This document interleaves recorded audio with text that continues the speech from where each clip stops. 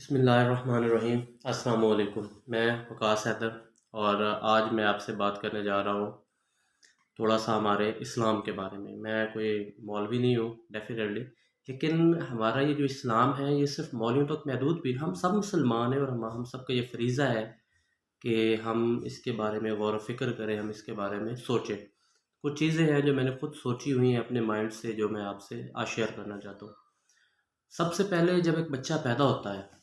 ایک بچہ ہے وہ مسلمان کے گھر میں پیدا ہوتا ہے، ایک بچہ ہے وہ کافر کے گھر میں پیدا ہوتا ہے، سیم ٹائم پہ دونوں بچے پیدا ہوتے ہیں،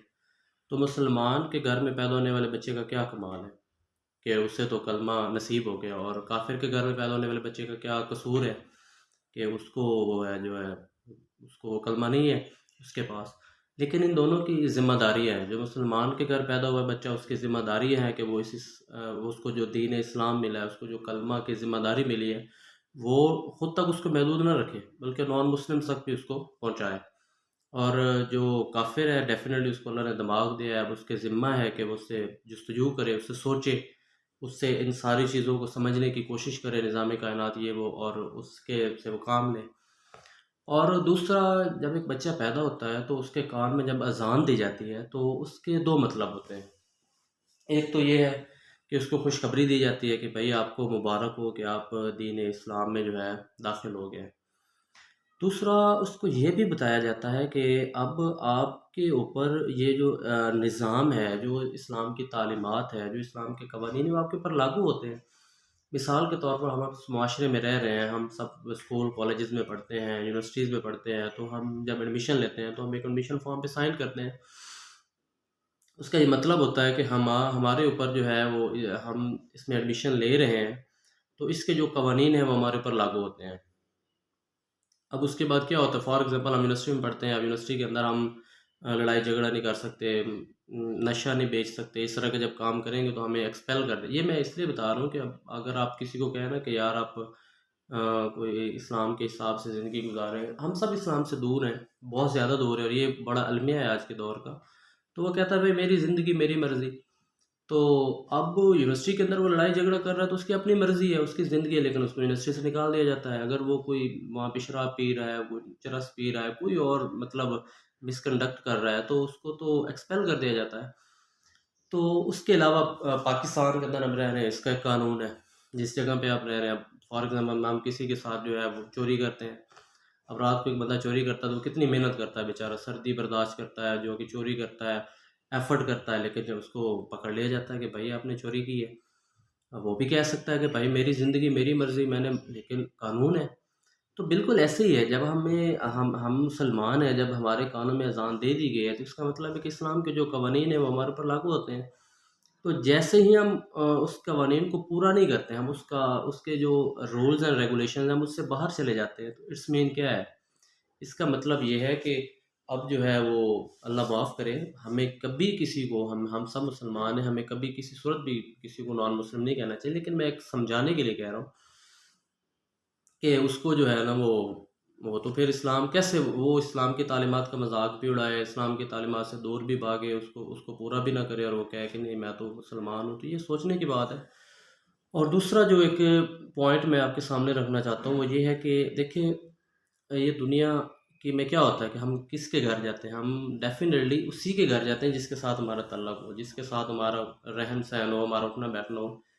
اس کے اب میرے گھر میں کسی نے آنا ہے تو وہ میرا دوست ہی آئے گا، اور تو کوئی نہیں آ سکتا، ایسے کوئی اسٹرینجر تو نہیں آ سکتا۔ تو اللہ کے گھر میں وہی جاتا ہے جس کو اللہ بلاتا ہے، جس کو اللہ توفیق دیتا ہے۔ یہ پاسبل ہی نہیں ہے کہ اب آپ جو ہے نا وہ اپنی مرضی سے چلے جائیں۔ اللہ پاک جو ہے وہ اپنے گنے چنے بندوں کو، اپنے پسندیدہ بندوں کو، انہی کو بلاتا ہے جو اللہ کو پسند ہوتے ہیں۔ لیکن اب اس کی میں سمجھاتا ہوں کہ ڈیفینیٹلی جو جاتے ہیں وہ، اب جو نہیں جا رہے تو اس میں ان کی کیا، اس کے یہ ہے کہ فار ایگزامپل اب آپ کی کوئی چیز چوری ہو جاتی ہے، وہ قیمتی چیز ہے، موبائل فون ہے فار ایگزامپل، اب اس کے تین پیرامیٹر ہیں، یا تو آپ اس موبائل فون کو ڈھونڈنے کی کوشش کریں گے، ٹھیک ہے، آپ کو بڑا دکھ ہوگا کہ میرا موبائل فون سا قیمتی تھا، آپ اس کو ڈھونڈنے کی کوشش کریں گے۔ دوسرا یہ ہے کہ آپ چلو دکھ ہوگا، آپ کو اس کو ڈھونڈیں گے کوئی نہ، لیکن چلو جو ہے نا آپ کو بڑا دکھ ہوتا ہے اس کا۔ تیسرا پیرامیٹر آپ کہیں دفعہ کرو یار نیا لے لیتے ہیں، پیسے ہیں بہت ہیں، تو جب آپ تیسرا لیں گے پھر وہ بھی گم ہوگا۔ تو یہ بالکل ایسے ہی ہے کہ جب آپ فجر کی نماز نہیں پڑھتے، ظہر نہیں پڑھتے، عصر نہیں پڑھتے، مغرب نہیں پڑھتے، عشاء نہیں پڑھتے، اور پھر رات کو سو جاتے ہیں، سوتے ہوئے آپ کو یہ دکھ بھی نہ لگے، آپ کو یہ احساس ہی نہ ہو کہ یار میں نے آج سارا دن کتنا نقصان کیا ہے، میں نے تو سارا دن کتنے سجدوں سے انکار کیا ہے، تو تو پھر کیسے؟ اللہ دیکھیں، ہمیں اللہ کی ضرورت ہے، اللہ پاک کو ہماری ہم جو عبادت کرتے ہیں اس میں ٹوٹل ہمارا اپنا فائدہ ہے، ہر قسم کا فائدہ ہے ہمارا، تو پھر اللہ پاک اس بندے کو نہیں بلا۔ لیکن ہاں، ایک بندہ ہے وہ سارا دن چلو نماز نہیں پڑھتا، جیسے ہی سوتا ہے بستر میں جاتا ہے آنکھ بند کرتا ہے تو وہ شرمندہ ہوتا ہے، اس کو شرمندگی محسوس ہوتی ہے کہ، اور پھر اس کے بعد اللہ پاک سے کہتا ہے کہ میں وہ دنیا داری میں مصروف تھا، دنیا کے جمیلوں میں، تو میں جو ہے نا اس کو نہیں کر سکا،